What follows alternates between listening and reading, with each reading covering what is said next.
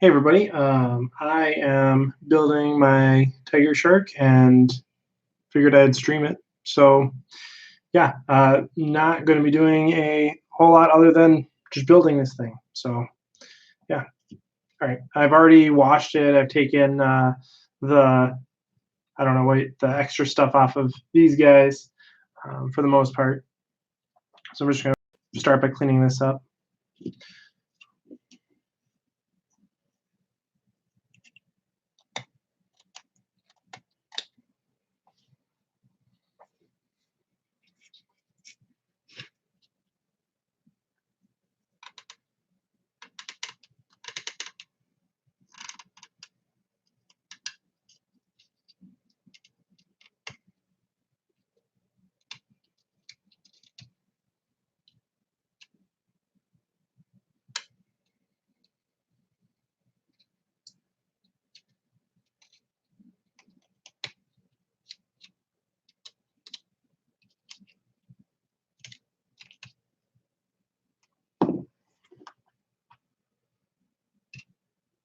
Hey Cody, I am working on this Tigershark, and that is it.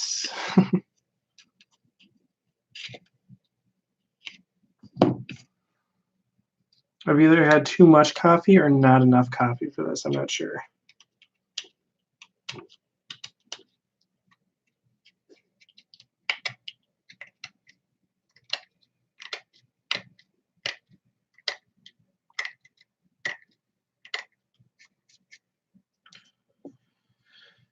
Okay.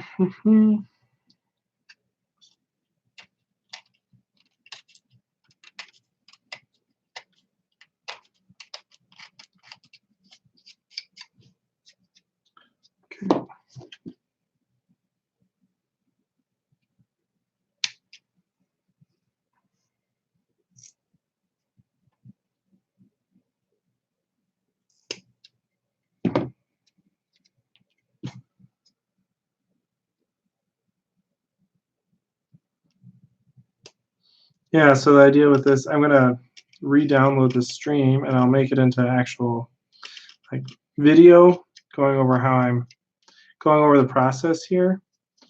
I'm not obviously gonna use this audio, but yeah. I don't know. I am going to pick up chapter approved tomorrow, so I will have that to do my review of the 8. I just wanted to actually have the copy before I started talking about the 8 and about Forge World stuff a little bit more. I did my video on chapter approved changes to crisis suits already.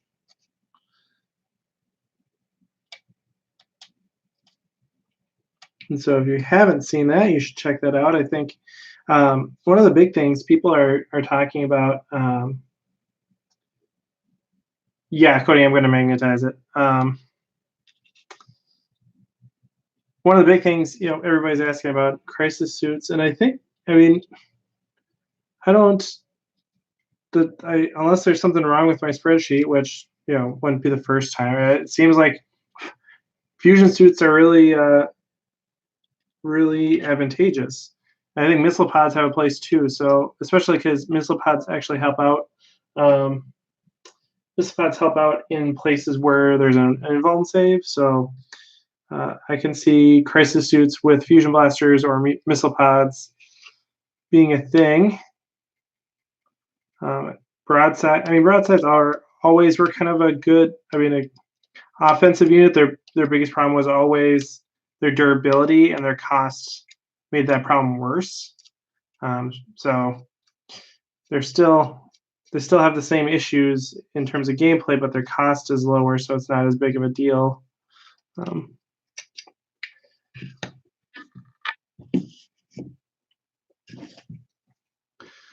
other thing, of course,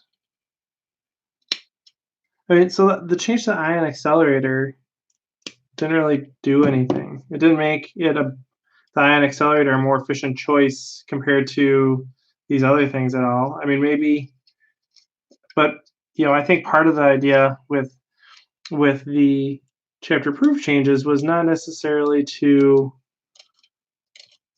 hugely affect the internal balance of things, but maybe more so the external balance. I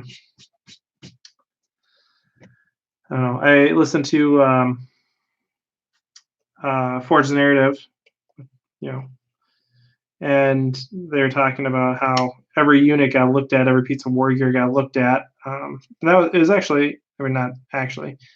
Forge the Narrative, I am always a fan of their podcast, but this episode in particular, the most recent one on Chapter Approved, of course, is really insightful because to talk about how Chapter Approved was actually made.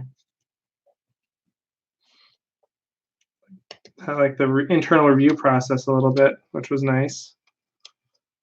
I feel like that's kind of cheating if you have an advanced copy of Chapter Approved plus one of the, you know, advisors or playtesters there with you. Like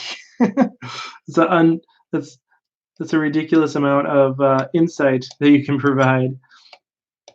So I really recommend listening to that episode if you have not already.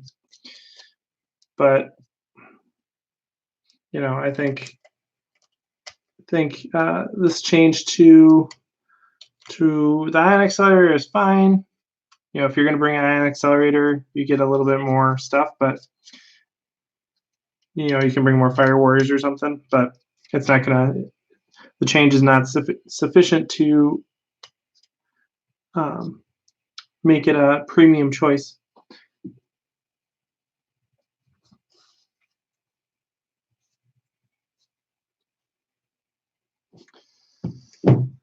All right.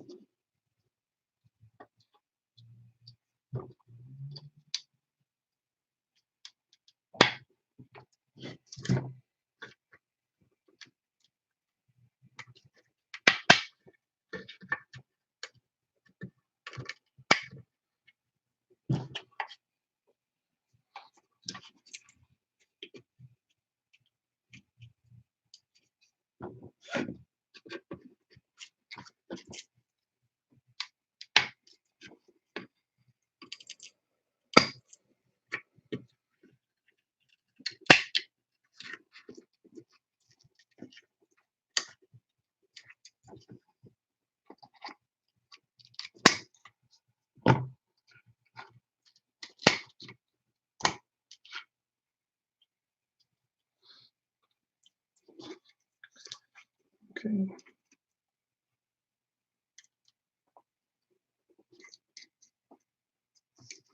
This is my least favorite part about working with anything from Forge World is getting these pieces off, because I know in the like actual tutorials on how to deal with this, they want you to saw it off, and so to avoid damage to the sculpt. And I really should do that because I don't, and every time I end up taking something off that I don't want to. So it's probably going to happen here. And if not, I'm going to be very happy.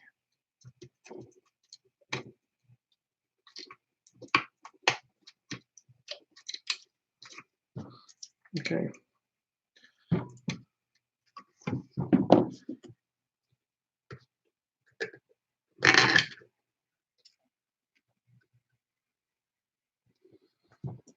I have, okay, really it's just this big guy left now.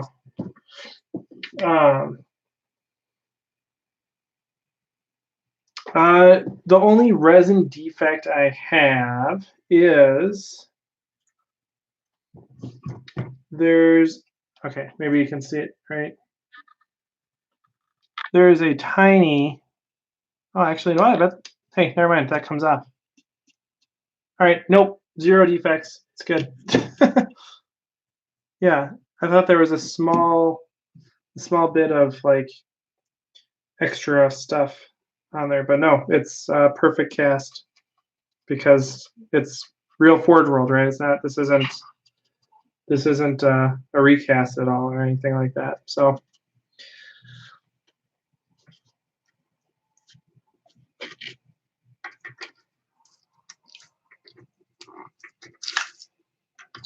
All right.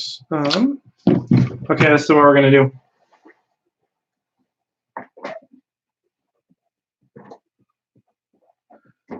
I'm going to regret this. I'm going to regret this. This is a bad idea. Okay.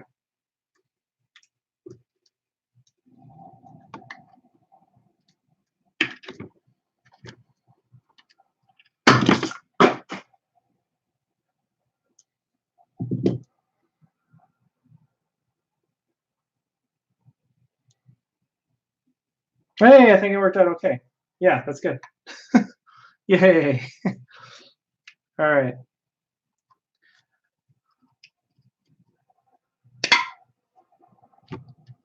You guys hear the resin hitting my hitting my can towers from Prometheum Forge?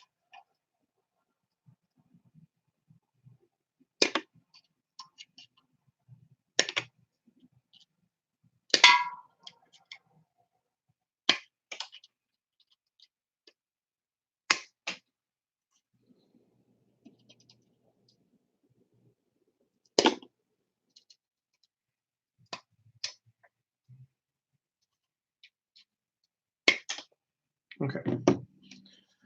All right. I don't think anything got in my coffee, so. Okay.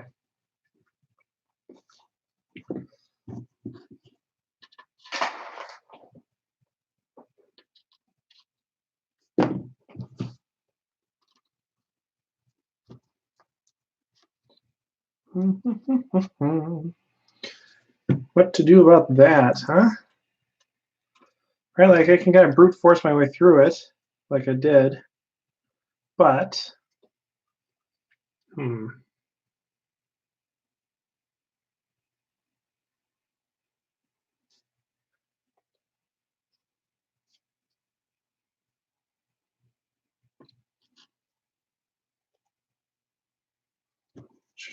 try. We're gonna press for luck here. I think is the way to do this.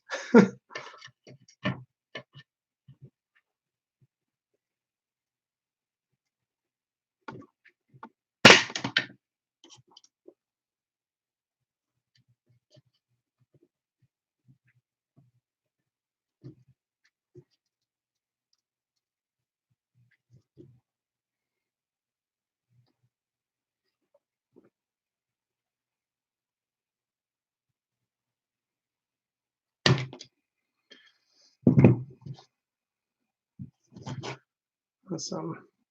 Yeah, so I saw the rules. I saw the rules for the 8 online. Like I said, I'll do a review of them once I actually get my hands on chapter approved. But you know, I think there's something that you're going to bring if you want to bring them, kind of thing. I don't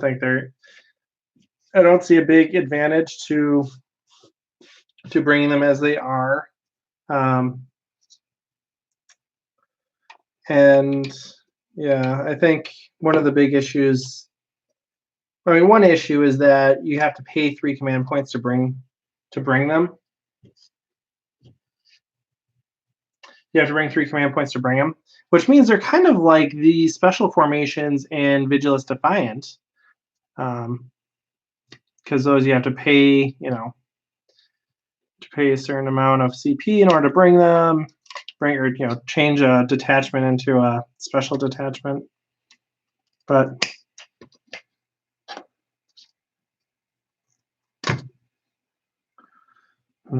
maybe for now I'm going to leave that, and I'm going to come back and sand that down or something.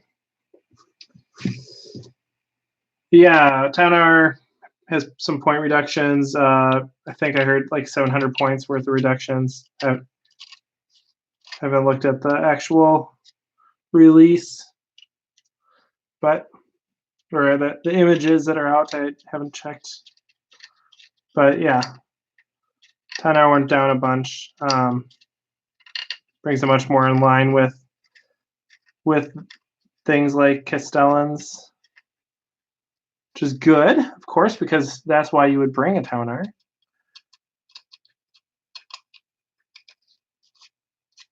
like I said, I'm waiting to get the book to run the numbers on that and do my review. So could be that's still just not worth it.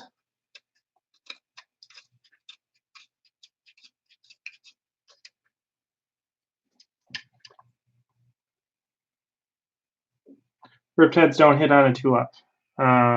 And neither does Ovesa. Ovesa is just a fancy Riptide. Special War Gear. Still hits on a 4. Maybe hits on a 3, but definitely not on a 2.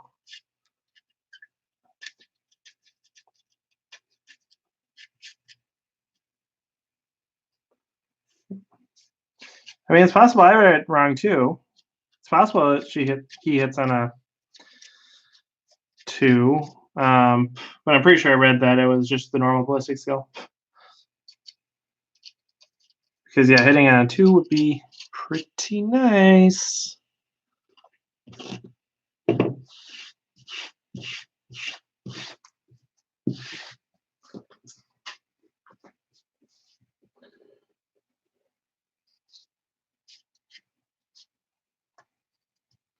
See, like this.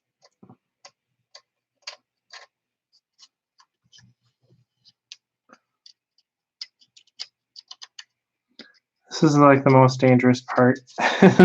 These bins are so easy to accidentally like dig into them. I dug into one of these things with my Barracuda, and hurts me a little bit when I look at it. Makes me a little sad.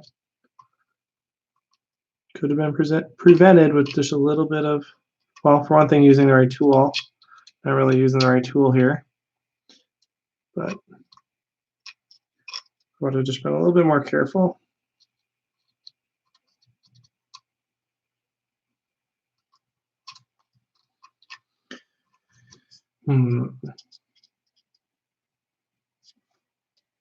Okay, I think we're ready to start moving on with these guys. Right. Let's look at that.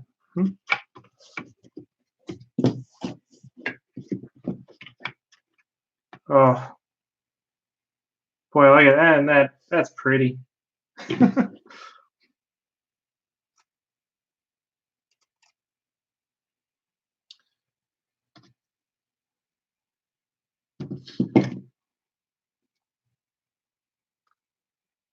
Okay.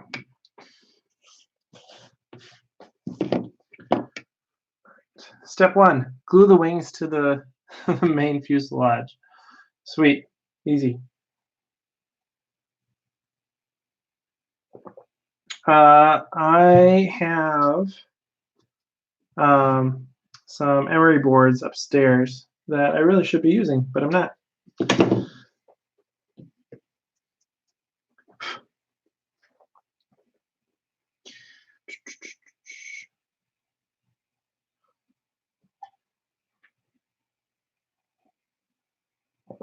I've been doing it. Remember I started doing this when I was a kid, and I never. There are some things that I adopted as I progressed, and other things that I just never really started doing. And sanding is one of those for the most part. But I'm going to have to sand this down back here. Yeah, I mean, sometimes I live stream and then I just make it private afterward because I don't want to take the time to go and like really change or like re-upload or edit it or anything like that. So sometimes I'll do a live stream and then I'll just be private, and that's why you don't see a lot of live streams on the channel. I don't live stream like regularly, but especially when I'm in kind of a hobby mood, I'll live stream like this. All right, let's see. I accidentally left my glue open the other day, of course, and so we'll see how. I probably need more glue. Running low.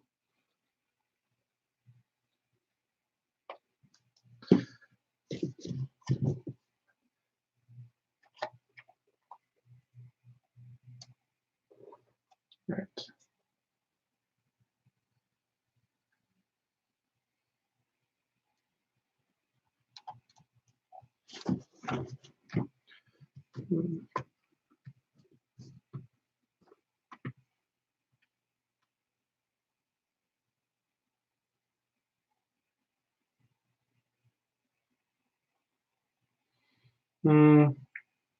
That should not be correct, Rational Ginger.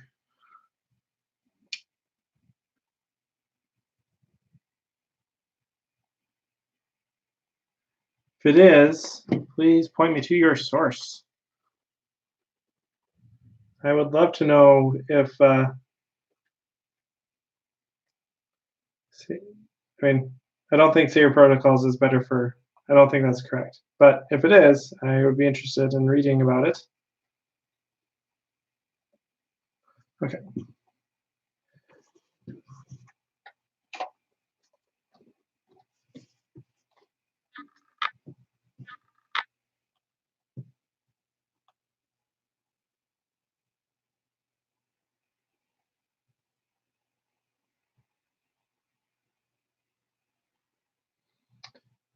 Oh, that's just the normal, that's the normal Saber Protocols rule. Saber Protocols, you allocate the wound by rolling a 2-up. On a 2-up, it's allocated to the drone. On a 1+, the suit takes, or whatever is passing it off, but the suit takes the wound as normal. But on a 2-up, the drone takes a single mortal wound instead. So that's the normal thing. No, there was a rumor that it was going to be changed to a 4-up, so that might be why you're thinking that that's better. But all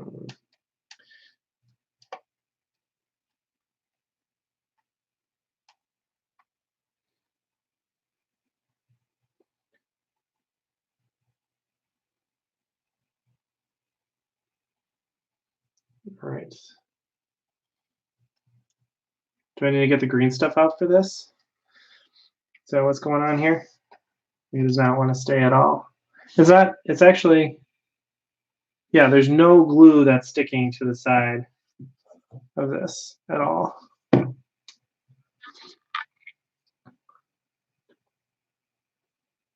So I might have to.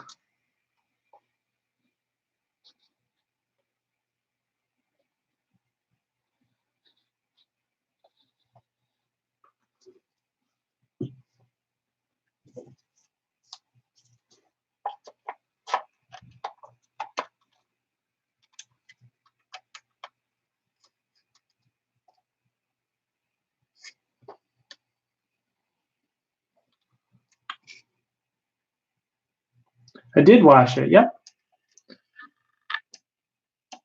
I washed it a lot.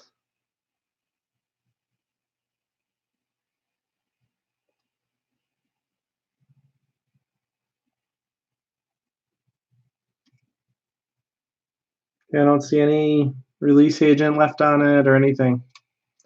So I think it's just a physical gap right in the middle of the wing that's causing us some issues. I can see it a little bit on the bottom here.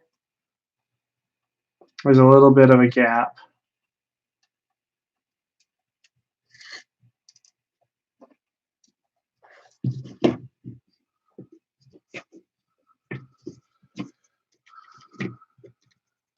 Which probably does mean, yeah, we got to green stuff this. So this might be a very short stream.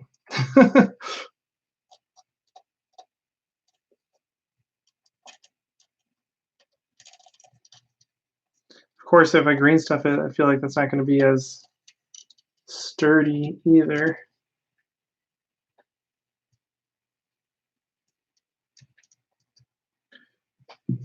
It's a little bit of a. Is that supposed to be there?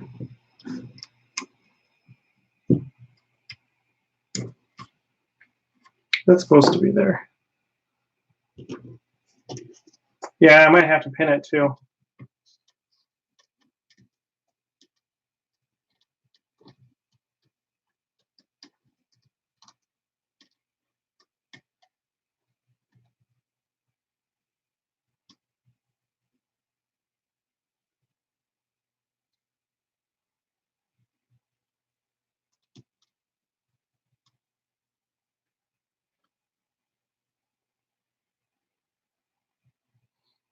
Yeah, I think I'm probably going to have to pin this. So in that case, since I don't have supplies for that right now, we're kind of out of luck. Right? Yeah, no, that's not going to stay. Okay, well, that sucks. I got to get something try to wipe this glue off real quick.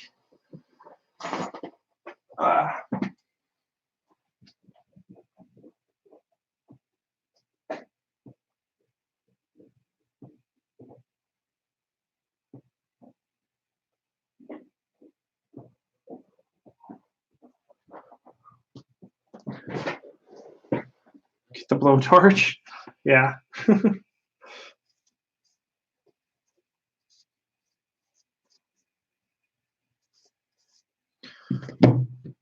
All right.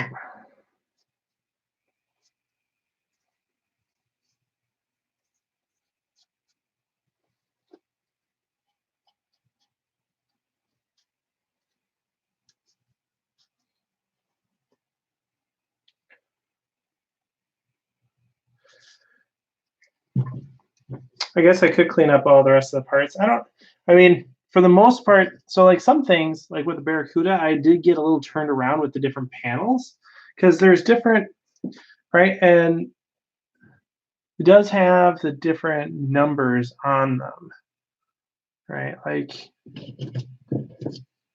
these panels versus these panels. This is 20 versus 21. And so it's helpful to have the different numbers on them. So I don't want to clean that up. But the obvious things are obvious, right? So I can clean that up for sure. Oh no.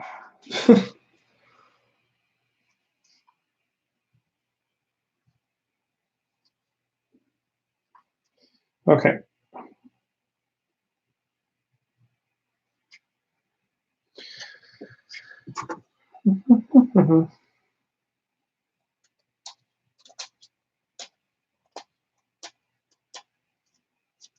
Okay.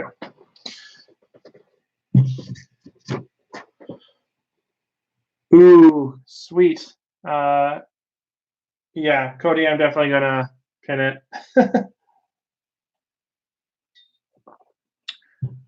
I came into this naively thinking that perhaps that was not necessary, but it is. It is necessary. So that's what we're gonna have to do. But can we just want to look at this, right? Like,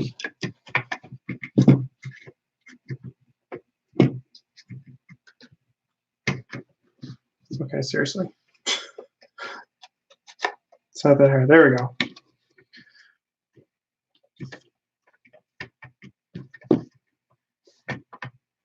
There we go. Look how cool that is, right? I mean, you almost don't even have to. You almost don't have to do anything, right? Like, I mean, the model is almost complete just by putting the wings on. And you get the idea of it, which I think is remarkable. I mean, this is a ridiculous piece of resin. It's just a chunk. Like,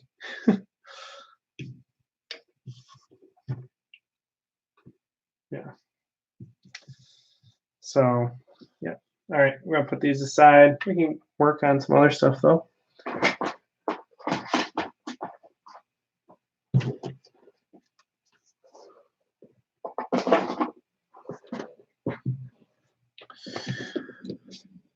All right. What should we work on? We can clean up these guys for now.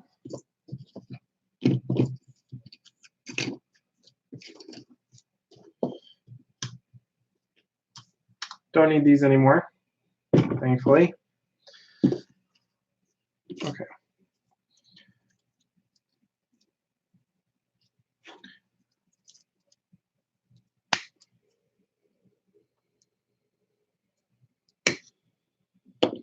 Yeah, so yeah, I'm thinking about, so right now, like my 1850 list is like a bunch of fire warriors and a fire blade and a couple fire blades and a couple riptides. And yeah, that's about it. And I think I'm going to go down to 1 riptide and use the points for a new, or not new, but for a unit of crisis suits. And maybe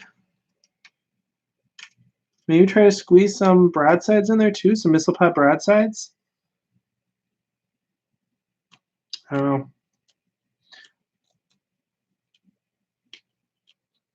know. Don't have a ton of time to mess around with doing calculations by hand, so I'm just kind of waiting for Battlescribe to get updated before I actually put my list together.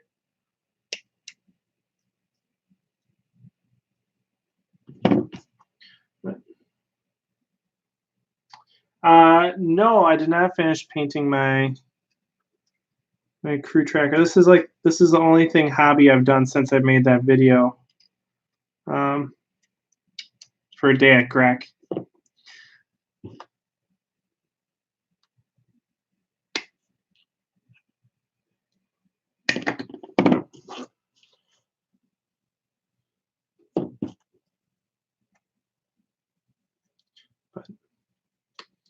No, I'm day at Grec. I mean, for 20 points, it's just such an easy way to round out a detachment. Like, especially if you are bringing like 2 riptides, you just need that 3rd elite slot to get in a separate detachment.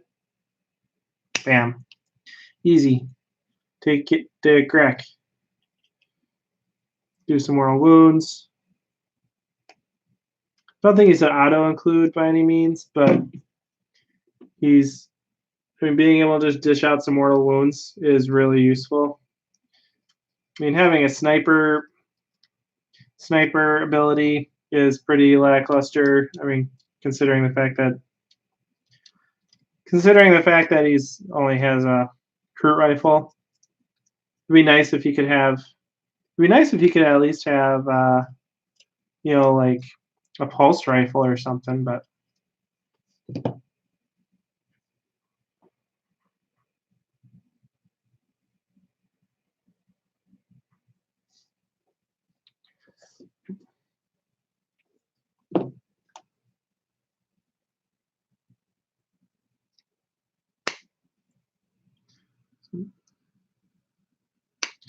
Some really exciting stuff planned for the channel that hopefully I'll be able to talk about next week, on Monday even,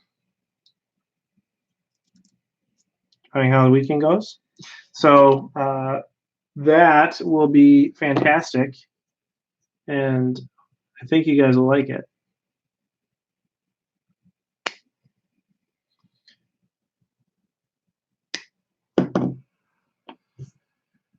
I know guys, the view count went way down when we switched from actually putting the thing together to just cleaning bits. I'm sorry, I know it's not that exciting, but yeah, might as well stream it if I'm doing it, huh? Doesn't hurt. We'll talk about something that's not 40K here for a second. I saw Heroes of the Storm is pretty much done, which makes me sad. Heroes of the Storm is like the League of Legends for Blizzard, if you don't know. And it was a game that I used to play a lot, but then after my kid was born, then I didn't have time for that anymore. So it wasn't because it wasn't a good game. I had tons and tons and tons of fun playing it, and when I was unemployed, I spent a lot of time playing it, actually. But I just don't have time anymore to play that. And so I would kind of play vicariously by watching YouTubers, or even just listening to them, really, because again, if you have time to watch a game, you have time to play a game, for the most part. So I was mostly listening. And I'm sad now that Blizzard basically announced that they're pulling development staff from the game, and so now it's basically a matter of time before it just kind of goes into stasis or whatever. So before they stop supporting it altogether. And the guy that I mostly would watch was MF Palatine. Seems like a nice guy. Really liked his style of presenting and everything like that. And like most of his, the majority of his viewers are there for that game. So now that that's gone, or will be gone, sucks for him, right? And you never want to see you want to see people that do good work have good outcomes, and that's not how that's going to turn out in this case, I think. So, but I mean, it really underscores the risk associated with doing this type of thing, right? Like whether it's Heroes of Storm or 40K, if Games Workshop decides, hey, we're not going to make 40K anymore, or not to hit the nail on the head or anything, but decides they're not going to make Warhammer Fantasy anymore, then if you're a Warhammer Fantasy YouTuber, you're kind of SOL. Or if you're a 40K YouTuber, you're SOL. I mean, 40 Fantasy was a little bit different because, of course, they had Age of Sigmar. But if you're not in Age of Sigmar, then you're kind of done. I mean, it's not totally fair because there are I still see new content coming out about Warhammer Fantasy because people are like, well, you know what, this is it's just like they never updated the game, so just gonna keep doing what I did. That's cool. Like people still doing their Warhammer Fantasy battle reports is cool with me. It's just you're never gonna get new content for that. So eventually people will stop watching it because it's not new anymore. That's the thing, is you kind of need new content. You need new things to happen with the hobby to keep see here we just had a good news is that this is an internal piece, so it's okay. See, I have a big chunk that came out of that. This is gonna go somewhere in here. I think it's gonna go down. I think it goes right there. So that this is missing is not a big deal, thankfully.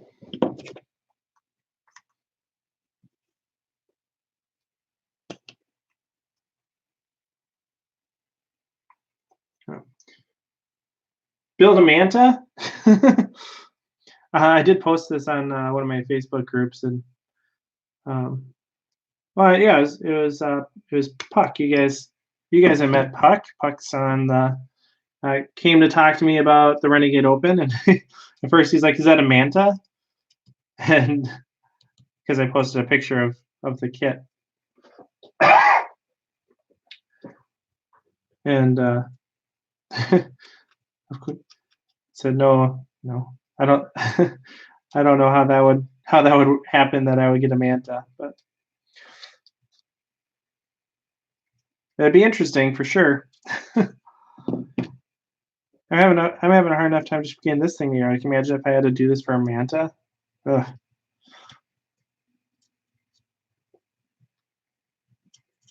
That'd be bad.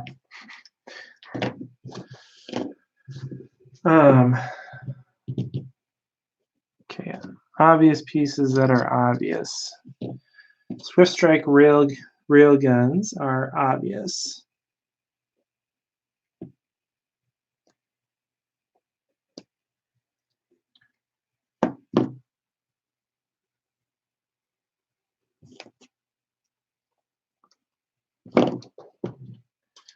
Okay.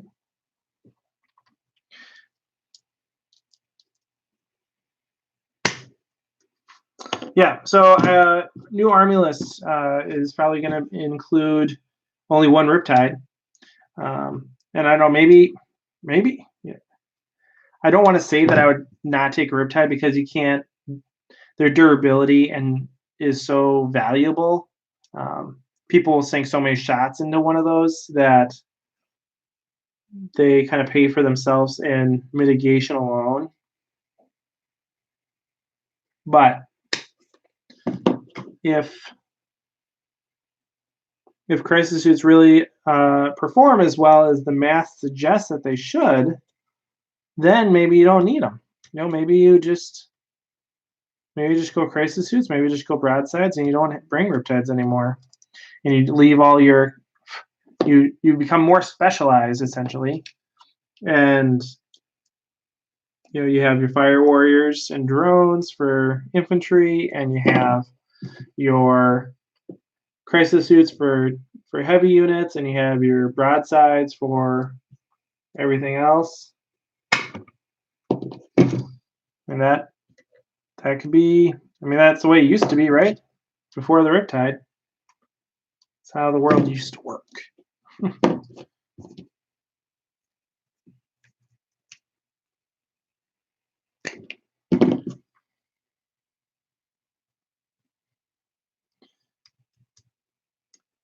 Yeah, my Riptide would be sad.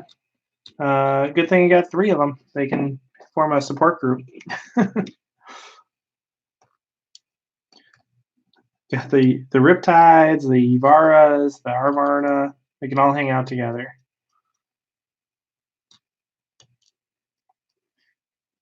Or I should just bring a list with those 6. That might actually be kind of fun. I don't think it. Yeah, I mean, it might do okay. Be expensive.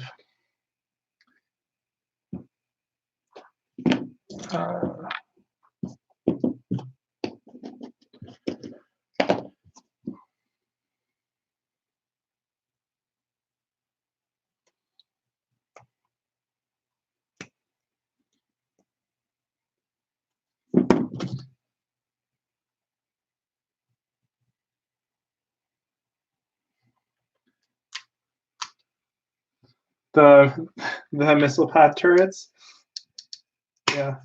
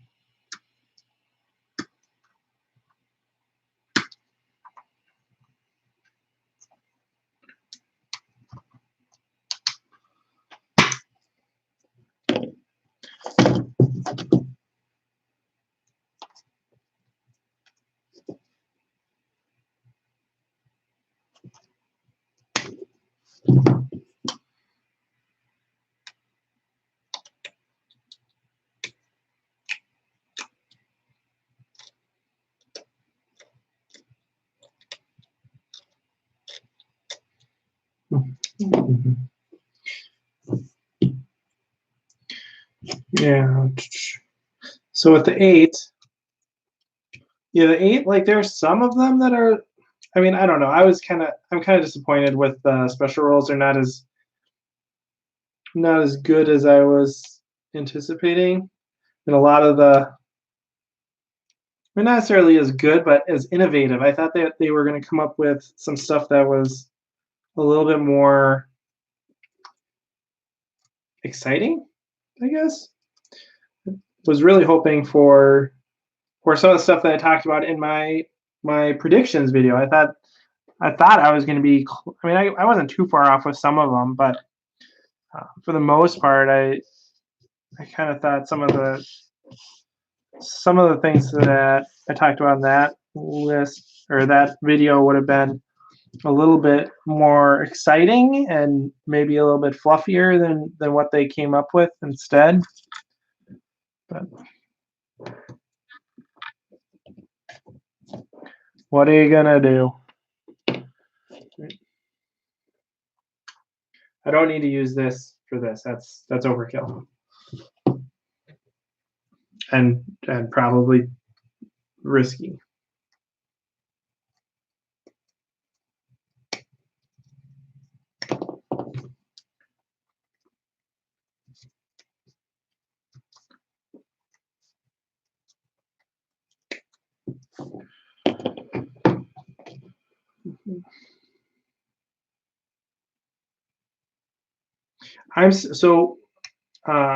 There has to be a new there has to be a new Tau unit in the works.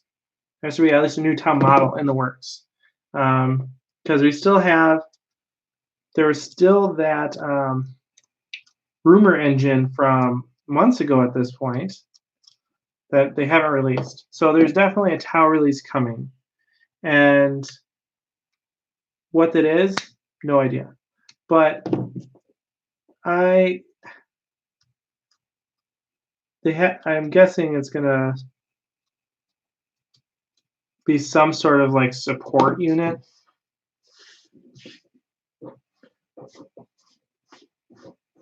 I'm thankful that they already did the tide wall, so we know it's not, because the tide wall, pretty much all of the terrain, like army specific terrain, is really underwhelming. The feculent gnarl wall, I think, is probably the best of the faction specific fortifications. But overall, like, they're not very good.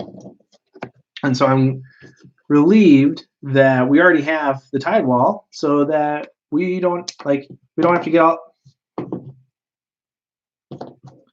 get all excited about a new model coming out and then it turns out to be some crappy fortification. So if you didn't catch that, I just chipped a nice piece off of this. You can see it's kind of flat there. Yeah, that's awesome. This is just big enough that I probably can save it. I think I can save it.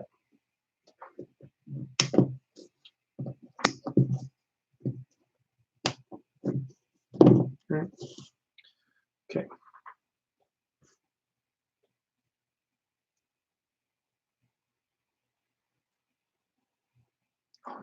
It's pretty sharp.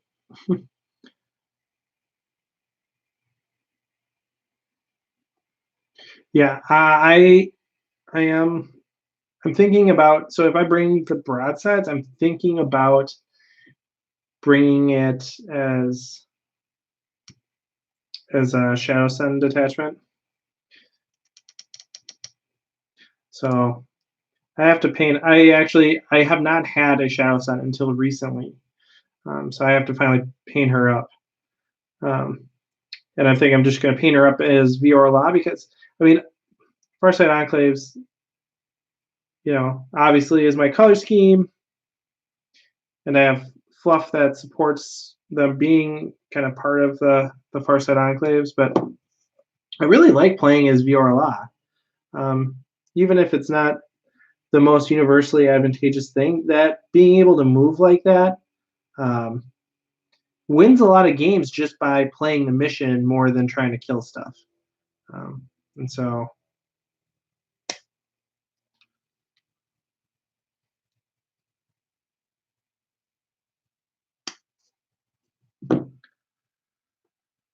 right.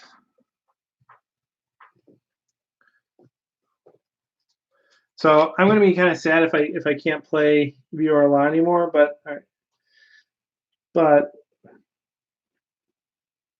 maybe getting maybe getting a bunch of boosted broadsides out of it will make me feel a little bit better.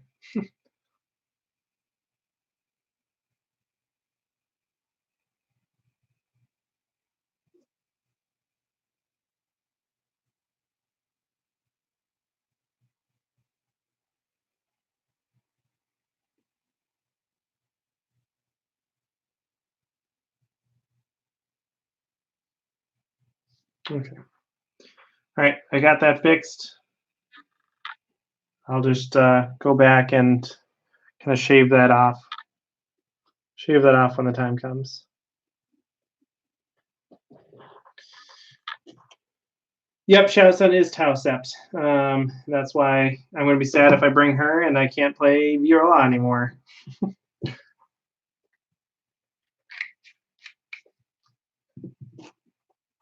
And of course, I could bring one detachment that's Viola and one that is Tau. But I feel like if you bring Tau, you're getting access to focus fire, and so you really need to. It's kind of silly to not have everything be Tau so that they can take maximum advantage of the focus fire stratagem. And unless you're talking about,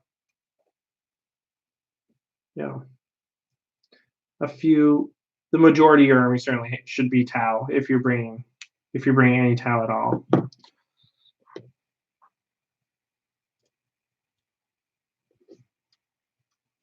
Focus fire is how you take care of knights, with the unit of fire warriors. So, no, I don't remember what month that was. It had to have been like the spring. It was a while ago.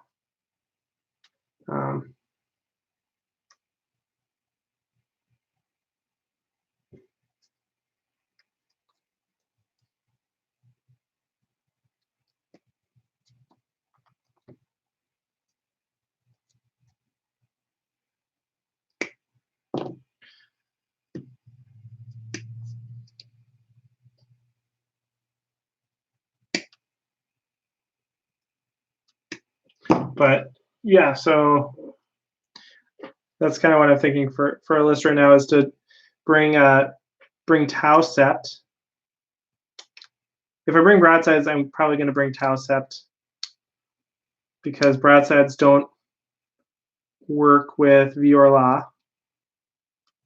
I mean, I guess they could if you're bringing like plasma rifles on them, and it just doesn't really fit in my head. I don't think it's a good use of broadsides, but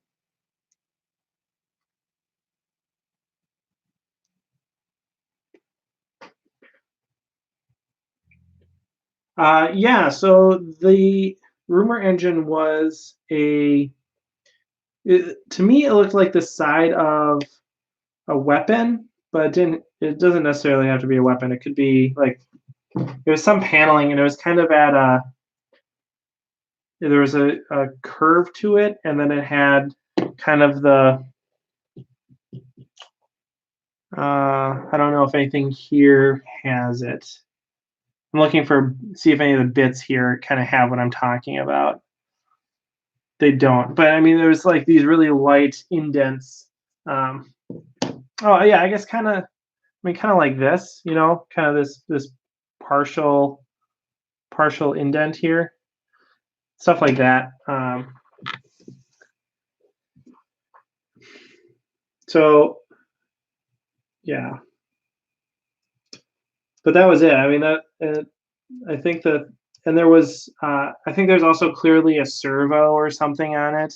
So, or like it was the bottom of a servo, and so between the indents and the circular servo, I think it was pretty clear that it was a Tau. I mean, it didn't have to be Tau, but it looked very much like Tau to me.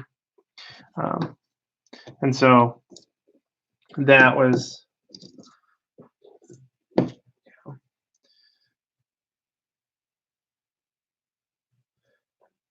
Look at the size of these cyclic ion blasters. They're huge.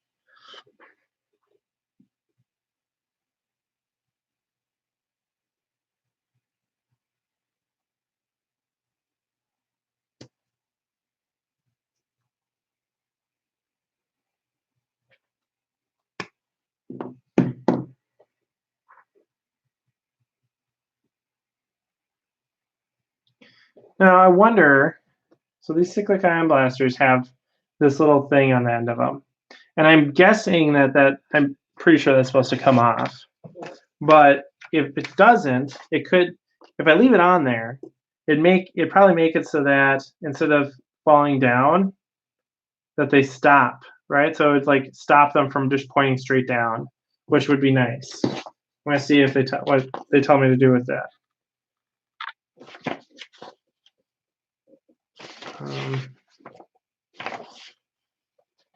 Do they tell me nothing?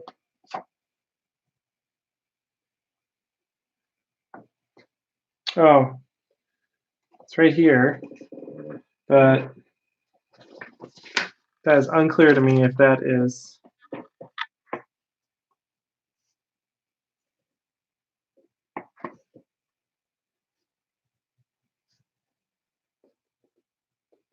Oh no, that's part of it. That's supposed to stay there. Okay. They don't give you a great angle on it, but yeah, I think I'm fairly confident that's supposed to stay there.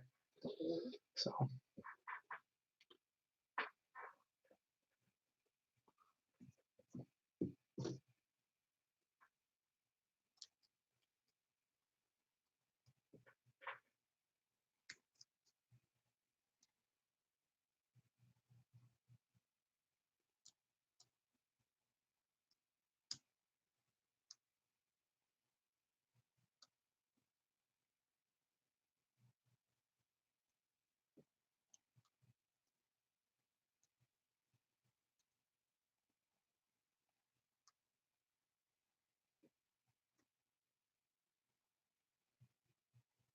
Oh, you know what? Earlier I said there was no problems with my cast, and that's not completely true.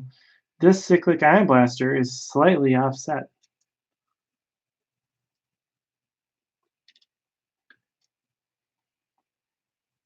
I probably could ask them to send me a new one, but it's so minor that I'll just deal with it. I mean, Forge World and GW are so good about support with that sort of thing that don't want to take advantage of it, I guess. Which, I mean, I know the obvious response is, well, you paid for it, so you should get what you paid for. But yeah, I paid a lot. Like I paid way too much for this.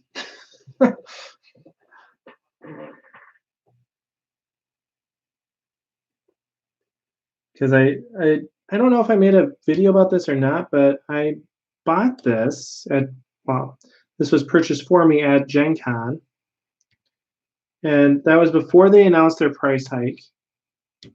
And in the past, I had thought that I had paid the same price at Gen Con as I did online, and that is not true. At least it was not true in this case. So in this case, I paid a significant amount more than I would have if I would have just ordered it online. And even if I would have ordered it online with expedited shipping, I would have paid less than what I ended up actually paying for this. So yeah. And then it got nerfed. So it's kind of like, well, I guess I'm not in a big hurry to build this.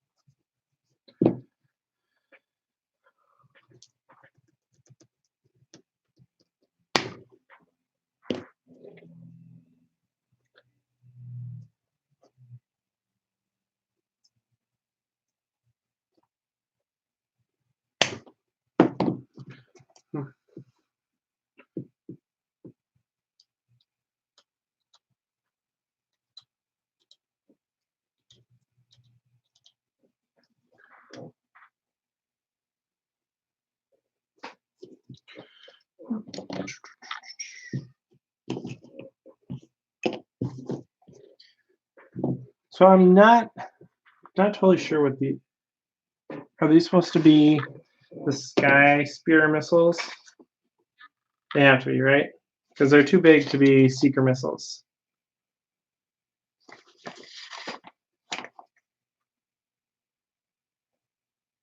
39 is a Sky Spear missile. Yep. Cool. So these guys are big. They're huge missiles. When I was taking this apart, or when I was unboxing this and getting it all washed, I was talking to my wife and I said, "Wow, you know, they really made these seeker missiles look really cool compared to what they looked like back when they first made them." And I mean, these are the seeker missiles. These look way better than they did when they first came out with the Tau, right? Like the old seeker missile on the Hammerhead was just like a rectangle. It was terrible. And now seeker missiles look kind of cool, but these look way cooler than the seeker missiles even. So I was talking to her like, oh, you know, they made seeker missiles look so cool in this sculpt. So, you know, this is a big change even from the seeker missiles on the Barracuda, which came out, you know, relatively soon compared to this. And, you know, and then I was like, oh wait, it's not seeker missiles. Never mind.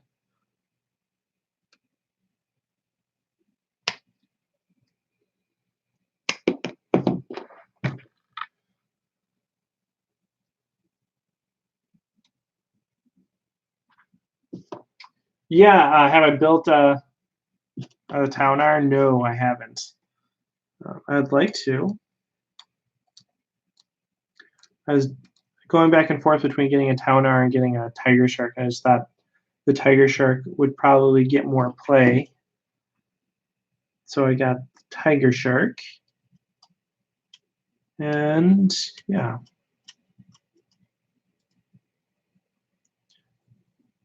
You saw how that turned out.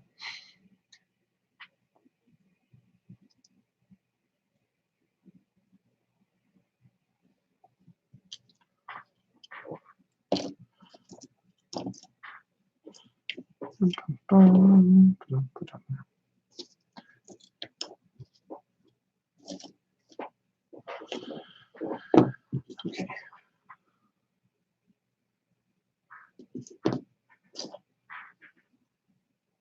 This is the same piece. These are different, so it should be obvious, right? I'll leave them for now.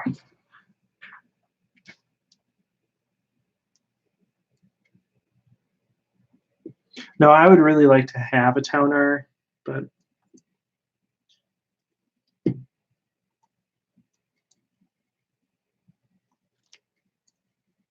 I don't.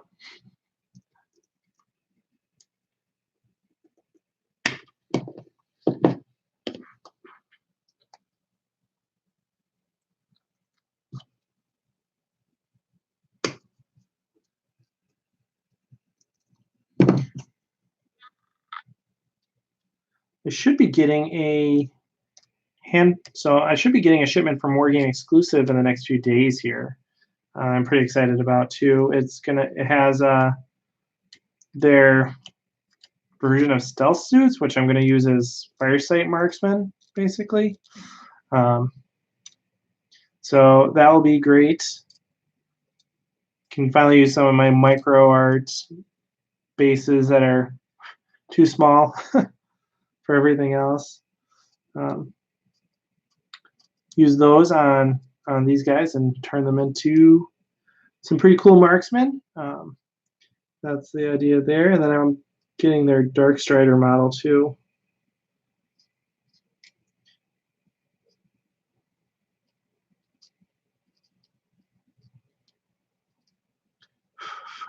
You know, I tried to get them to come on and do like an interview or something on the channel, and they were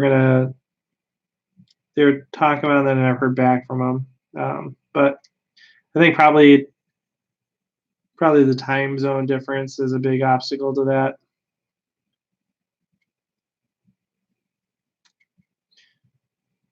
I would really, and I don't know how good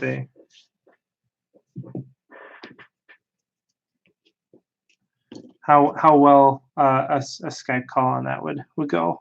But yeah, I wonder. I would like to talk to them about. I want to know how their design process works. Really, I think that'd be interesting.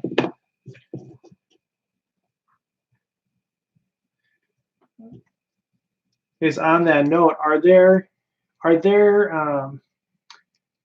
manufacturers or creators like different YouTube channels or podcasts that you guys would be particularly interested in me reaching out to and seeing, like doing some sort of collaboration or interview with them or something like that?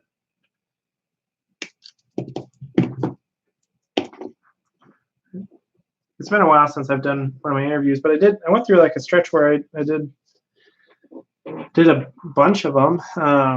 Like we talked to Death Ray Designs, we talked to Forged Narrative, we talked to Preferred Enemies, we talked to yeah. Who else did we talk to? Well, we've talked to the guys at the Renegade Open. We've talked to the guys at 40K Chronicles, which, by the way, I'm sure I've said this before, but both those events were awesome. I had such a blast at both of them, and I'm really looking forward to next year.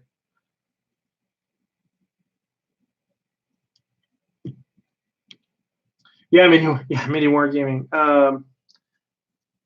I would be very happy to talk to them. I don't know if they'd want to talk to me. I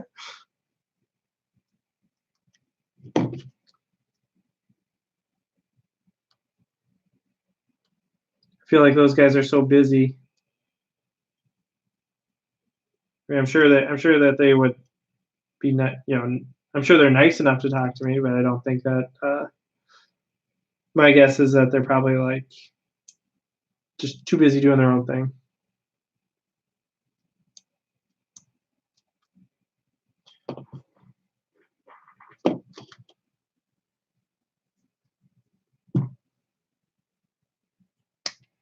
I wish they were in like a bigger like travel destination or something. You can go to Toronto, but they're actually quite a ways outside of Toronto. Not a terrible amount, but enough that it's not like I can go to Toronto with my family and be like, okay, I'll see you guys in a couple hours. It's it's a whole day commitment to get out to them. I think to get out to them and do whatever you would do with them.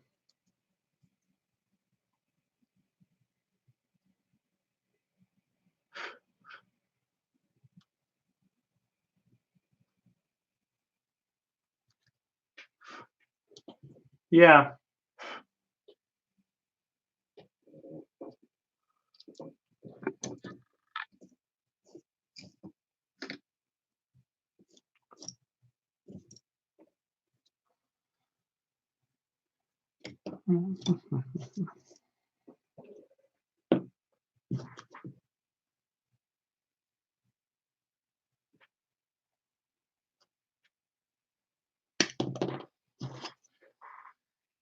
Are there any other? I mean, Mini Wargaming is a great suggestion. I'd love to do that. So I'm not saying no, but generally, like smaller creators are a little bit more easily accessible, I think.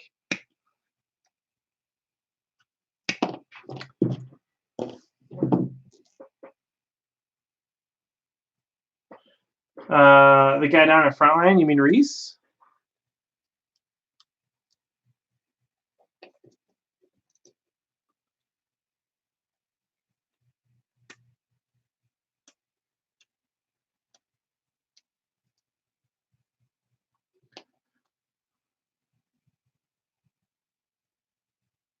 I haven't done anything with Ego Queen Alexis. I guess, I mean, the you can do 7 degrees of Kevin Bacon or whatever with Ego Queen and me, because I did a couple things with Tactica Imperialis. I know they're not affiliated anymore, but 40K Theories, no, I haven't done anything with them either. Although both are very good creators. Yeah. Oh, Glacial Geek Phil. Well, Glacial Geek Phil. Yeah, I would love to play with Phil. His content is so good, and just the way that he films Bat Reps is so much fun to watch. I'd like to play a game with him. He's out of Georgia. He used to be in Alaska, I think, and that's why it's called Glacial Geek. But yeah, now he's down in Georgia. I gave him a hard time when he moved, because I was commenting. I said, hey, you should swing by Minnesota here. And of course, that's an outlandish request to make for someone that's moving from Alaska to Georgia. They got their hands full. But yeah, no, if I ever end up at same place, same time with him, it'd be fantastic. Going out to Valhalla, yeah, I've thought about that. That kind of falls in the same category as going to mini wargaming. Just in terms of time commitment and figuring out how to make that work with my family. But I think that'd be fun. I think Valhalla is, because didn't they stop calling it Valhalla? They started changing, like the same people that do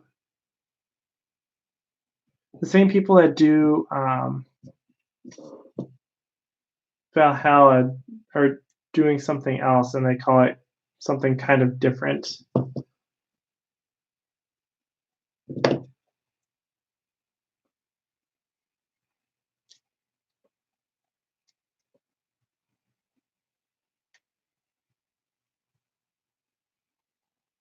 But I mean, Valhalla started by Sean at Blue Table Painting.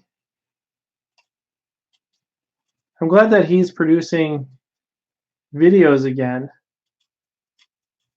but definitely has a different feel than when he had the studio in was a Spanish Fork, Utah.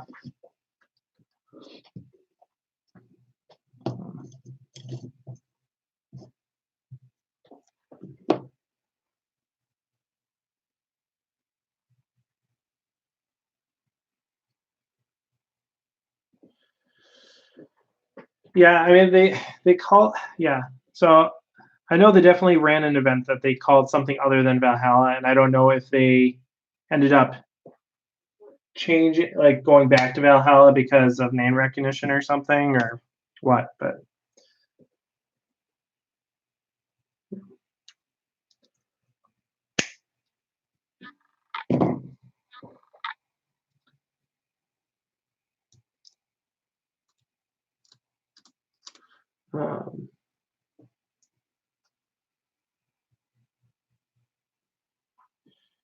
yeah, Kirioth, I like his videos. People say I sound like Kermit. He definitely doesn't sound like Kermit. His sound is really good.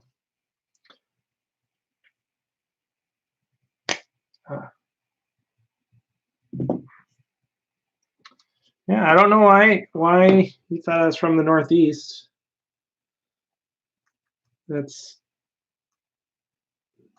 I think maybe because I talked with Commissar Hecht, and he's from the Northeast.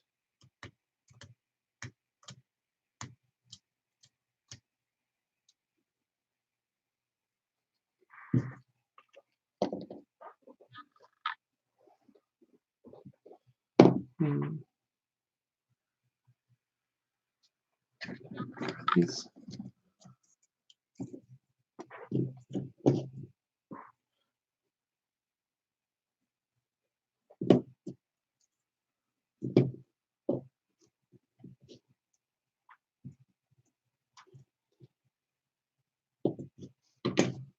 I'll leave those.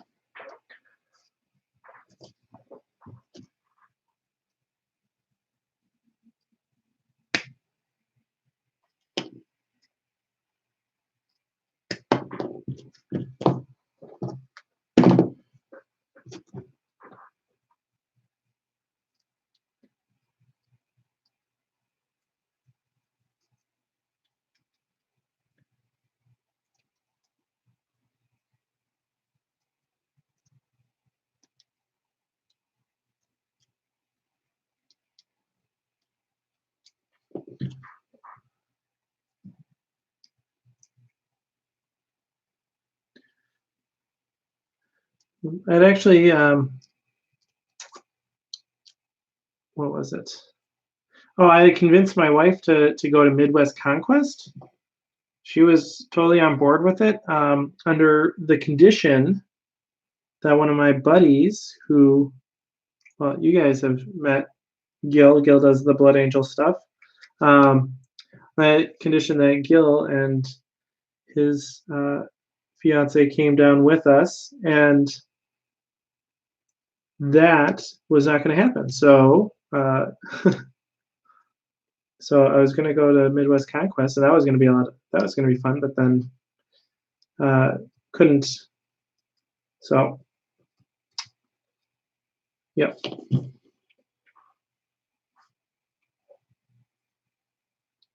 Well, I'm aiming for next year, though.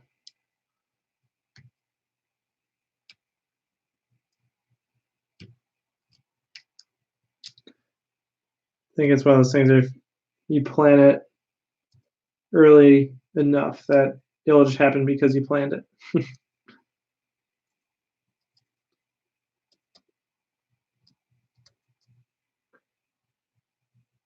Gil did let a bro down. Gil let a bro. I'm going to see him today. I'll tell him that you said that.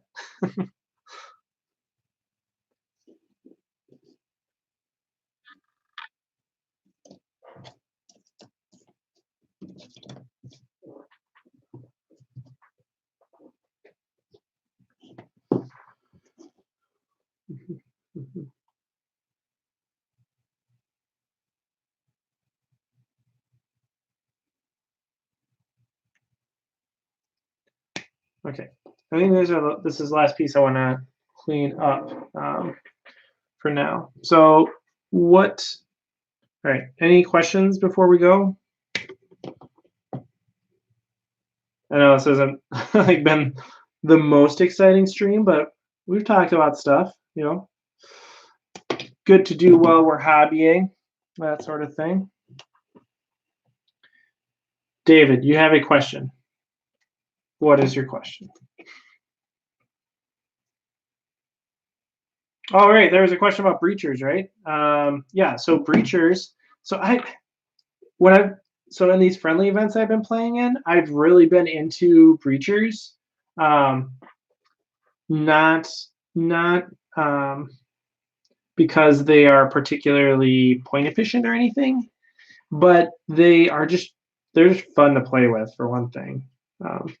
And if you're bringing VRLA, breachers can do a lot of. They can be pretty surprising because you have your 3-inch movement, or you have to deploy within 3 inches from the vehicle, and then you get your advance, which let's say is 3 inches. So that's 6 inches there, plus their normal 6 movement, so 12 inches, plus 5-inch range. So you're at 17 inches 17 to 18 inches for their effective threat range on their maximum weapon profile. So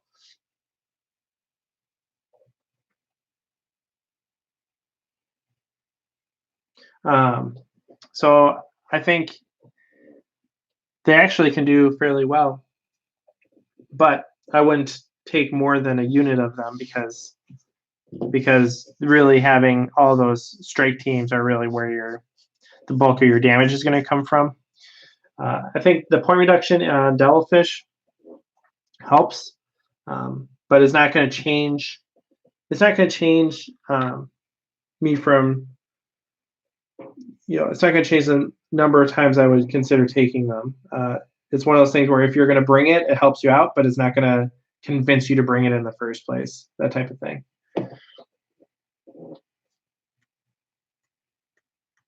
How do you keep from making flat spots where the pieces connect to the sprue? I don't know. I don't have a good answer for that. Like, I'm trying to, like, you're careful with it, and then, kind of whittle it down. One thing, I guess, if you're talking about with the snippers here, make sure that the flat part is against the part that you want to keep. Because if you, like, if I, come at this like this, then I'm not pinching the model. But if I come at it like this, then I'm pinching the model. So flat part towards the model.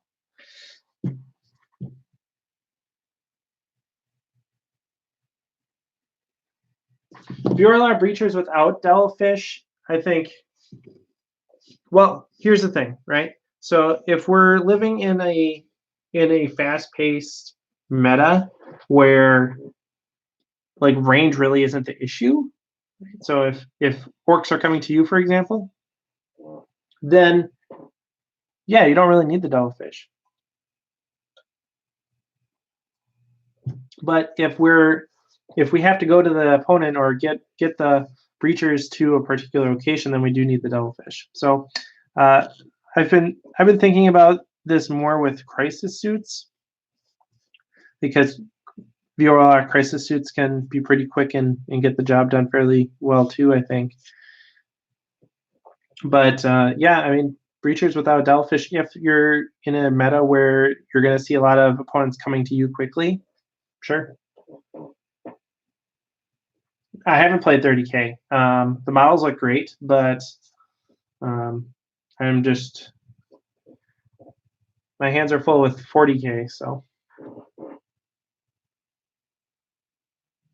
Yeah, I think the plastic at the connect point is structurally different because of the way it's not like it's a different plastic, but it's kind of like the grain of the plastic is different there. I don't think you'd see Fish of Fury. I don't think the change in devilfish cost is sufficient to enable that to happen, but still, having a cheaper devilfish is going to make it so that if you are bringing devilfish, you get to bring more stuff in addition to that. But I don't think that the point change is significant enough to make devilfish like a auto include thing or something like that.